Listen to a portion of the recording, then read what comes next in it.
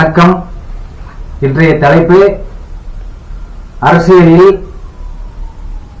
எந்த ஜாதகக்காரரு போனா நல்லா இருக்கும், அரசு உயர் பதவிகள், அரசியல் சம்பந்தமான முன்னேற்றம், இதுக்கெல்லாம் நம்மளுடைய ஜாதகத்தில் குருவும் செவ்வாயும் சூரியனும் பலமாக இருந்தால் அரசுத்துறை உயர் பதவிகள், அரசாங்கத்தை நடத்தக்கூடிய திறமை, ஒரு எம்எல்ஏ, ஒரு எம்பி, மந்திரி, அந்த அளவுக்கு அந்த கிரகங்களுடைய பலம் கண்டிப்பாக கிடைக்கும். உதாரணத்திற்கு சிம்ம ராசி அல்லது சிம்ம லக்னம் என்று எடுத்துக்கொள்வோம். நான் சொல்வது உதாரணம். சிம்ம லக்னத்தில் பிறந்தவர்களுக்கு சூரியன் அதிபதி, சிம்ம ராசியா இருந்தாலும் அவர் தான் அதிபதி. அந்த சூரிய பகவான் மேசத்தில், மேச ராசியில் உச்சம் பெற்று இருக்க வேண்டும். சிம்ம ராசி சிம்ம லக்னத்தில் பிறந்தவர்களுக்கு சூரியன் உச்சம் பெற்று மேசத்தில் அமரும் பொழுது அந்த சிம்ம ராசிக்கு 5ஆம் இடத்தில் குரு அமர்ந்து அந்த குரு பகவான் தன்னுடைய 5ஆம் பார்வையாக சூரியனை பார்த்து விட்டால் அரசுத்துறைகள், அரசாங்கத்தை வழிநடத்தக்கூடிய திறமைகள், ஜனங்களை வசீப்படுத்தக்கூடிய பவர்கள் அனைத்தும் அவர்களுக்கு கிடைக்கும். அதே சமயம் அந்த காலகட்டங்களில் அந்த கிரக திசை நடக்க வேண்டும். அப்படி நடந்தால்தான் அந்த புகழையும் அந்த யோகத்தையும் அந்த உயர் பதவிகளையும் அவங்க பெற முடியும். இதுக்கு உறுதுணையாக வருவது செவ்வாய். செவ்வாய்ங்கிறது ஆதிக்கம் பண்ணக்கூடிய கிரகம், கமாண்டிங் பண்ணக்கூடிய கிரகம்.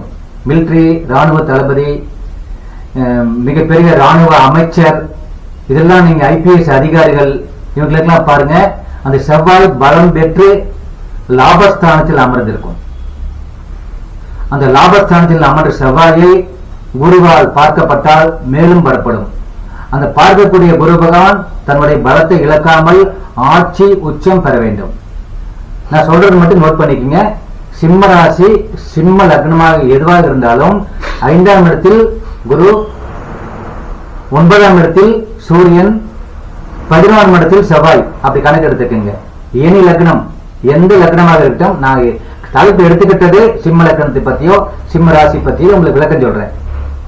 அந்த லக்னாதிபதி, ராசியாதிபதி சூரியன், 5ஆம் அதிபதி குரு, அந்த குரு பகவானும் சூரியனும் ஒண்ணுக்கொண்ணு பார்வை. அதே குரு பகவான் 11 லாபத்தில் நின்ற செவ்வாயை தன்னுடைய 7ஆம் பார்வையாக பார்க்கிறார். அப்ப செவ்வாய் ஒரு ஆட்சி அதிகாரத்தை கொடுக்கக்கூடிய கிரகம், மற்றவங்களை வழிநடத்தி கூட்டிட்டு போற கிரகம் செவ்வாய். அந்த செவ்வாய் அந்த கட்டத்தில், அதாவது மிதுனத்தில் 11ஆம் இடத்தில் நின்ற செவ்வாய் நட்சத்திரம் புனர்பூசம் பெற்றுவிட்டால் சொல்லவே வேண்டாம். அவங்களோட இறுதி கால வரைக்கும் அவங்கதான் மந்திரி, அவங்கதான் உயர் பதவிகள் தகுதியானவங்க அப்படிங்கிறது விடை. இந்த கணக்கு, நான் சொல்லக்கூடிய கணக்குகள் அம்சத்திலும் கோர்வையாக வர வேண்டும். ராசி கட்டத்தில் அமர்ந்த கிரகங்கள், பலமுள்ள கிரகங்கள் அம்சத்திலும் அதை சார்ந்தே இருந்தால் இதற்கு பெயர் வர்க்கோத்தமம். வர்க்கோத்தமம் என்பது பிடிச்சு பிடிய விடாது, உடும்பு மாதிரி பிடிச்சதுன்னா விடாது, தொடர்ந்து போயிட்டே இருக்கும். அந்த மாதிரி ராசி அம்சத்தை நீங்க கால்குலேஷன் பண்ணி ரெண்டையும் ஒன்னா வச்சு கணக்கு பார்த்து அரசியல் நுழையிறவங்களுக்கு விளக்கங்களை கொடுத்தீங்கன்னா கண்டிப்பாக அவங்க ஜெயிப்பார்கள், சந்தேகமே வேண்டாம். அந்த காலகட்டங்களில் அவனுக்கு சூரிய மகாதிசையோ அல்லது குரு மகாதிசையோ செவ்வாய் மகாதிசையோ புதன் மகாதிசையோ நடந்துவிட்டால் அது உன்னதமான யோகத்தை பெறுவார்கள். அரசியலாகட்டும், அரசு சார்ந்த தொழில் அமைப்புகளாகட்டும், உயர் பதவிகளாகட்டும், அதிகாரம் பண்ணக்கூடிய பதவியாகட்டும், அனைத்துக்கும் மூல காரணம் ஒன்று குரு, 2வது சூரியன், 3வது செவ்வாய். இந்த கிரகங்கள் தன்னுடைய ஸ்தானத்தில் பலமாக அமர்ந்து ஒன்றுக்கொன்று தொடர்பு ஏற்பட்டு விட்டால் அது உன்னதமான யோகத்தை பெறலாம். அந்த மாதிரி உள்ள ஜாதகர்கள் நிறைய என்னிடம் இருக்கிறார்கள். அவங்களோட வளர்ச்சியை பார்த்து, அவங்களுடைய உயர் பதவிகளை பார்த்து நான் பெருமைப்பட்டுள்ளேன். அவர்களும் தன்னுடைய தனக்கு கிடைத்த வாய்ப்புகளை சரியாக பயன்படுத்தி மிக அற்புதமான யோகத்தை பெற்று வாழ்ந்து கொண்டிருக்கிறார்கள். இதெல்லாம் உண்மை, இதெல்லாம் உறுதி. அந்த மாதிரி உள்ளவங்களுக்கு அம்சமும் கண்டிப்பாக பலமாக இருக்க வேண்டும். இதில் ஆட்சி பெற்ற கிரகம் அம்சத்தில் நீசம் பெற்று விட்டால் டச் பண்ணி விட்டுரும். உள்ள பாவாங்க இருக்க மாட்டாங்க, ஏதோ ஒரு பிரச்சனை ஆகி வெளியேறிடுவாங்க, துரத்திட்டோம். ஆகவே நிரந்தரமான ஒரு உயர் பதவி, நிரந்தரமான ஒரு அமைச்சர் பதவி, நிரந்தரமான ஒரு தலைமை பதவி, இதெல்லாம் ஒரு மனிதனுக்கு அமைய வேண்டும் என்றால் இந்த கிரகங்களுடைய ஆதரவு இல்லாமல், அந்த கிரகத்தினுடைய அனுசரணை இல்லாமல் எந்த ஒரு நண்பர்களும் எந்த ஒரு ஜாதக உள்ளவர்களும் அனுபவிக்கவே முடியாது. இயற்கையான அந்த யோகத்தை நமக்கு கடவுள் கொடுக்கணும்.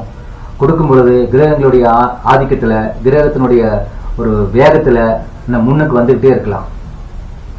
ஒரு சிலர் பாருங்க, எம்எல்ஏ என்னன்னா கடைசி வரைக்கும் தோக்க மாட்டாங்க. அதுக்கு உதாரணம் நம்ம நாட்டிலேயே எத்தனையோ பேர் இருக்காங்க. தோல்விங்கிறது அவங்களுக்கு வராது. அது காரணம் என்ன? உயர்ந்தமான இடத்தில் அவங்க இருக்கக்கூடிய கிரகங்கள் அவங்களை காப்பாற்றிக்கிட்டே இருக்கும். என்ன திசை நடந்தாலும் அந்த திசைக்குரிய வழிபாடுகளையும் செஞ்சுக்கிறாங்க, செய்ய வைக்கும். ஒரு ஜாதகத்தில் கிரகங்கள் பலமுள்ளதாக இருந்தால் ஆட்டோமேட்டிக்கா அவங்களுக்கு ஆன்மீக நம்பிக்கை வரும். இயற்கையை நம்புவாங்க, கரெக்டா செய்வாங்க. இதெல்லாம் ரியல், இதெல்லாம் நடந்துகிட்டு இருக்கு. இன்னைக்கு வெளியே தெரியாம எத்தனையோ பேர் பண்ணிட்டு இருக்காங்க, ஆனா கரெக்டா பண்றாங்க. அவங்களுக்குரிய பலன் அவங்களுக்கு கிடைச்சிக்கிட்டு இருக்கு. அந்த மாதிரி நம்மளுடைய ஜாதகத்தில், உங்களுடைய ஜாதகத்தில் நீங்க அரசு பதவிகள் பெற வேண்டுமானாலும், அரசியலில் நீங்க நுழைய வேண்டுமானாலும், உங்களுடைய ஜாதகத்தில் இருக்கக்கூடிய நான் சொன்ன இந்த 3 கிரகங்களும், முதலில் சூரியன் அரசு கிரகம், அடுத்தது குரு அந்தஸ்து புகழ் செல்வம் செல்வாக்கு கொடுக்கக்கூடிய கிரகம் குரு, மூன்றாவதாக அதிகாரம் பண்ணக்கூடிய பவர் உள்ள கிரகம் செவ்வாய். இந்த 3 கிரகங்களும் ஒன்றுக்கொன்று தொடர்பு இருக்க வேண்டும், ஒன்றுக்கொன்று பார்வை இருக்க வேண்டும். அப்படி பார்த்து விட்டால்தான் அந்த யோகத்தை நாம் பெற முடியும். இதுக்கு கூடவே அம்சம்ங்கிற ஒரு துணை கட்டத்தையும் நாம் ஆராய்ச்சி செய்து அவங்களுக்கு முழுமையான விளக்கங்களை கொடுத்தால் சாதாரண ஒரு அடிமட்ட தொண்டன் கூட அரசியலில் பிரகாசமாக வருவார். ஒரு சாதாரண இருக்கிற ஒரு படிப்பாளி மிக உயர்ந்த கல்வி கற்று அந்த உயர் பதவிகளை, அந்த அரசாங்கத்தினுடைய பதவிகளை அவர்கள் பெறுவார்கள். இதில் எந்த விதமான சந்தேகம் யாருக்கு வேண்டாம். ஆனால் இதெல்லாம் நீங்க முழுமையாக நம்பி முழுமையாக செயல்பாட்டு கொண்டு வந்தால்தான் அந்த உயர் பதவிகளையும் அரசியலில் நீங்க பிரகாசக்கூடிய ஒரு யோகத்தையும் நீங்க பெற முடியும். அதை தவிர்த்து எல்லாமே பலமாக இருந்து கூட நீங்க எதையும் செய்யவில்லை என்றால் நிச்சயமாக அந்த பலன்கள் கண்டிப்பாக கிடைக்காது. உங்க பேர்ல கோடிக்கணக்கில் பேங்க்ல பணம் இருக்கு, யாரோ போட்டிருக்காங்க உங்க பேர்ல, நீங்களே சம்பாதிச்சு போட்டிருக்கீங்க, நீங்க போன எடுத்துட்டு வரலாம், போலின்னு அங்கேயே தான் கிடக்கும். அந்த மாதிரிதான் இதுவும். நான் உதாரணம் சொல்றேன், தெரிஞ்சுக்குங்க. எல்லாம் நம்மளுக்கு இருக்கு, நம்ம எதையும் ஒழுங்கா பண்றதில்ல, பண்ணாம எல்லாம் எதிர்பார்க்கிறோம், எதையுமே பண்ணாம ஒரு இதுக்கு நுழையிறோம். ஆண்கள் மனைவிக்கு வேணுங்கிற ஜாமானத்தை வீட்டுக்கு வாங்கி போட்டாதான் அவ சமையல் பண்ணி வைப்பா, நீங்க போய் சாப்பிடுவீங்க. எல்லாம் வாங்கி போட்டு அவங்க செய்யாம இருந்தாங்கன்னா என்ன பண்ணுவீங்க? இது போல் தான் நான் சொல்றதுல உதாரணம் தான். இது இயற்கை, நம்மளுடைய வாழ்க்கையை நம்ம நடந்துட்டு இருக்கிற வாழ்க்கையை பத்தி உங்களுக்கு பேசிட்டு இருக்கிறேன். கிரகங்கள் பலமாக இருந்தால் ஜாதகத்தில் அதை நாம் மேலும் மேலும் வலுப்படுத்த வேண்டும். நல்லா படிக்கிற குழந்தைங்க 40 மார்க் வாங்குறாங்கன்னு ஆராய்ச்சி பண்ணி அந்த குழந்தைகளை டியூஷன் வச்சு இன்னும் கோச்சிங் கொடுத்தோம்னா 90 மார்க் வாங்குவாங்க. என்னுடைய ஜட்ஜ்மெண்ட் 40-50 மார்க் வாங்கக்கூடிய குழந்தை ஏன் 90 மார்க் வாங்காது? அப்ப பெற்றோர் சரியில்லை, பெற்றோர் அந்த குழந்தையுடைய ஜாதகத்தை முழுமையாக கணக்கில் எடுத்துக்கிறது இல்லை. இளம் வயதிலிருந்தே கொண்டு வரணும். அரசியலிலோ அரசு பதவிகளிலேயோ மிக உயர்ந்த ஒரு யோகத்தை பெறுவதற்கு நான் சொன்ன மாதிரி இந்த 3 கிரகங்கள் அடிப்படை உதாரணம். முதல்ல தலைமை கிரகமான நம்பர் 1க்குரிய கிரகம் சூரியன், அடுத்தது நம்பர் 3 3ஆம் இடத்துக்குரிய கிரகம், 3ஆம் உரிய கிரகம் குரு, அடுத்தது 9ஆம் எண்ணுக்குரிய கிரகம் செவ்வாய். இந்த 3 கிரகங்களும் பலம் பெற்று விட்டால் நிச்சயமாக சரியான யோகத்தை பெறுவீர்கள்.